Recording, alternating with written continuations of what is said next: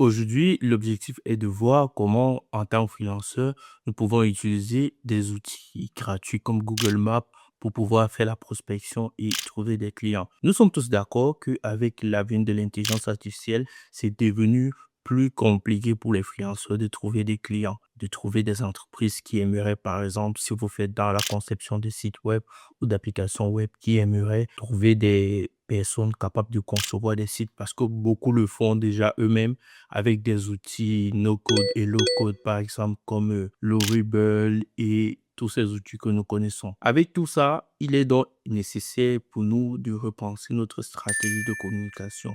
Donc, au lieu d'attendre comme dans le passé, on faisait, donc, on était contacté par des clients. À partir d'aujourd'hui, il est question pour nous d'aller vers ces clients parce que la donne a un peu changé. Beaucoup vont dire c'est perdre sa valeur. Non, ce n'est pas perdre sa valeur le fait d'aller vers un client parce que nous sommes des prestataires, nous offrons des services. Tant qu'il n'y a pas de personnes dans le besoin, nous ne travaillons pas. Donc, il est important aussi pour nous de développer notre stratégie pour acquérir les clients. Donc, comment ça va fonctionner cette stratégie? Tu vas te servir d'un outil comme Google Maps qui est gratuit, qui a une base de données énorme que tu peux exploiter pour trouver des entreprises de proximité qui sont dans le besoin.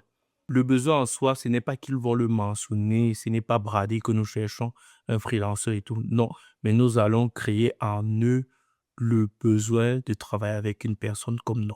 Ceci, c'est une stratégie que vous pourriez appliquer sur une semaine ou moins d'une semaine en fonction de la fréquence. Mais de toute façon, c'est garanti parce que je l'ai testé. C'est garanti qu'à la fin de l'exécution de cette stratégie, si vous le faites par exemple sur une semaine ou sur un mois, vous aurez minimum un client. Et je pense pour un freelanceur, c'est vrai, c'est le minimum, mais en fonction de ce que tu factures aussi, tu peux être à l'aise avec ce taux, ce rendement-là.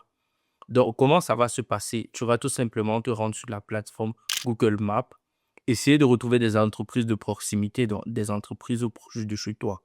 Cette vidéo est complètement théorique là parce que je veux que vous compreniez d'abord le système, comprendre d'abord comment on va fonctionner avant de passer à l'exécution. Je compte même lancer un challenge dessus où nous allons prospecter ensemble et essayer d'examiner le taux de rendement de chaque personne. Donc, comment et combien de personnes chaque freelanceur a pu avoir dans le nombre de clients qu'on a pu obtenir grâce à cette méthode. Donc, tu vas tout simplement te rendre sur Google Maps où tu vas essayer de trouver des entreprises proches de toi qui n'ont pas de site dans un premier temps et dans un deuxième temps qui ont un site, mais qui, selon toi, ne rapportent pas assez de valeur à l'entreprise. Ça peut être des sites où tu trouves, par exemple, quoi? L'expérience utilisateur n'est pas au top, le responsive, l'optimisation et tout. Ce sont des détails que tu peux offrir comme service à l'entreprise pour mettre les sites déjà existants au top et potentiellement te faire une belle facture.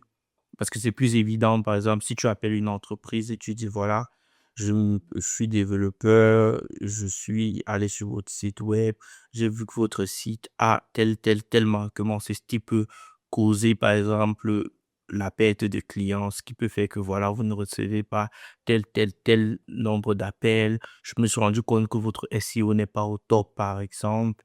Ce qui fait que voilà, vous n'apparaissez pas forcément dans les résultats de recherche Google de ceux qui ont besoin de votre service et tout. Et du moment que tu fais comprendre à l'entreprise qu'ils sont actuellement en train de perdre de l'argent ayant un site, alors qu'au contraire, ils auraient pu gagner de l'argent avec ce site, c'est là où tu te positionnes de la meilleure des façons. Et dans beaucoup de cas, dans la majeure partie du cas, l'entreprise va accepter de faire affaire avec toi. Pour ceux qui vont me dire, ah bon, je suis pas forcément à l'aise quand je parle, tu peux passer par du email.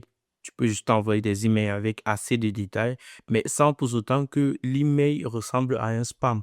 Parce que l'entreprise ne doit pas se mettre dans une position de du spam et tout. Parce que moi aussi, je reçois parfois ces mails des gens qui me proposent même d'améliorer mon site déjà existant.